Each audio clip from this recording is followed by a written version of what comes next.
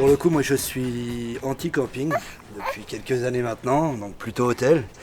Et l'expérience Van Break m'a un peu réconcilié avec la vie à l'extérieur. Parce que c'est vrai qu'on a tout le confort et tout l'avantage de pouvoir se déplacer tous les jours.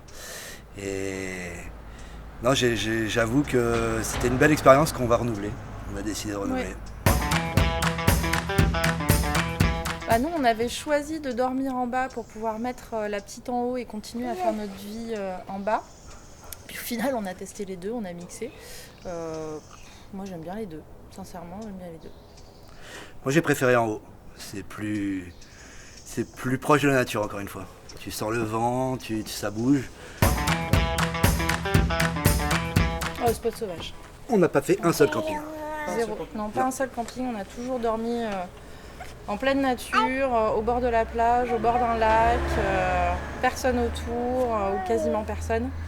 Et c'est l'un des avantages du van, quoi. Ouais, le fait est qu'on est parti au mois d'avril et c'était hors saison du coup et il y avait vraiment peu de monde. Et l'avantage ici en Andalousie, c'est qu'on peut aller un peu partout et vraiment tout proche des spots, quoi. Donc notamment à Tarifa, on était sur la plage carrément. Non, comment ça non? Si, Bah, si, si. on était sur la plage.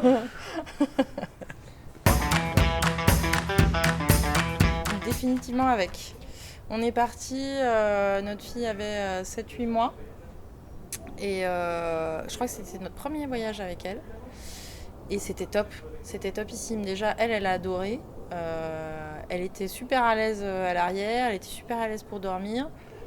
Ouais, c'est hyper adapté en fait. Donc on a passé un bon moment, elle a beaucoup apprécié. C'est vrai que ça faisait plaisir de l'avoir évolué dans un autre univers qu'à la maison, confiné. Et moi, un de mes meilleurs souvenirs en Van Break, c'est la sieste avec elle pendant le séjour, où vraiment elle était comme à la maison, quoi. Donc avec, ouais, et sans, puisque j'ai eu l'occasion aussi de faire un séjour avec des amis pour aller à Tarifa faire du kite. Et là, c'était une autre expérience, et c'était pas mal non plus. GPS. On a utilisé uniquement le GPS. Si, on a quand même utilisé. On avait reçu un email avec des indications sur les bons spots où aller. Donc ça, on s'en est servi. Et sinon, uniquement GPS sur le téléphone portable et c'est tout. Moi, je l'avais mis aussi sur le van directement. Et c'est vrai que j'avais échangé avec Aurélien avant le départ, qui m'avait indiqué par rapport à l'endroit où on voulait aller, Cabo de Gata, tous les spots et partout où on pouvait dormir notamment. Sans être embêté. Et ça s'est avéré très juste puisque partout on a été bien à notre aise. Ouais. On a fait plutôt de l'autoroute pour se rendre sur les principaux endroits qu'on voulait visiter et ensuite chemin.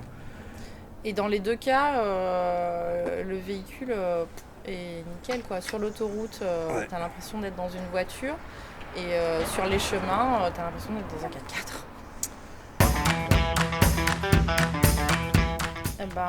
Confortable. Aventure. Liberté.